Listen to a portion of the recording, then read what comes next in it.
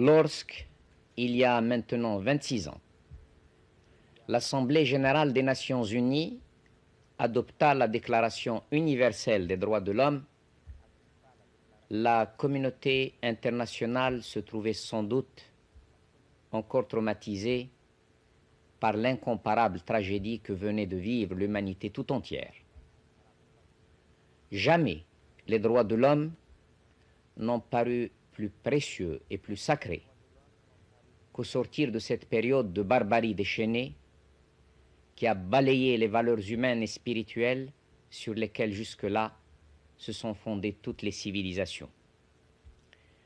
La Déclaration des droits de l'homme restera donc dans les annales de notre organisation comme une page de lumière et comme l'une de ses réalisations les plus nobles et les plus généreuses. Elle traduit à la fois une aspiration fondamentale de l'homme en même temps qu'elle exprime une espérance incoercible en un monde fraternel et une foi obstinée en la sagesse de l'humanité. Les principes inscrits dans la déclaration définissent les conditions objectives auxquelles tout homme et toute femme peuvent légitimement prétendre pour s'assurer la plénitude d'une vie heureuse et pour être en mesure de participer de leur mieux au progrès et à la prospérité de la société à laquelle ils appartiennent. Le monde dans lequel nous vivons aujourd'hui connaît le déferlement impétueux des changements profonds. Il vit des transformations radicales et rapides, non seulement dans sa structure politique, mais également dans la manière de vivre des différents peuples de la planète.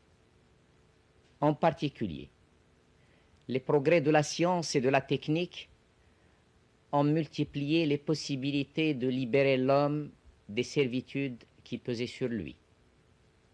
Ils ont malheureusement aussi augmenté et j'allais dire perfectionné les moyens de porter atteinte à sa personnalité, à son intégrité et de limiter tout à la fois ses libertés fondamentales et ses franchises individuelles.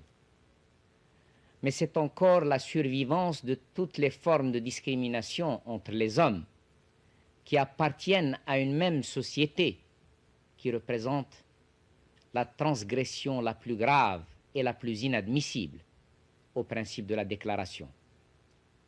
À cet égard, la condamnation unanime, la condamnation universelle de l'apartheid n'a pas réussi jusqu'à maintenant à abattre un système dégradant pour ceux qui l'appliquent et dont la honte rejaillit pourtant sur la communauté internationale dans son ensemble. En ce jour où nous célébrons le 26e anniversaire de la Déclaration universelle des droits de l'homme, plus que jamais, nous devons prendre conscience des dangers que représente pour tous une évolution d'un système international qui négligerait de tenir dûment compte des droits imprescriptibles de l'homme. L'oppression de l'homme a toujours annoncé la destruction de l'ordre international. Faisons donc en sorte que ce rappel devenu traditionnel et que nous faisons chaque année de principes nobles entre tous, renforçons-nous chaque jour davantage la détermination de poursuivre notre action sans complaisance aucune pour leur complète mise en application.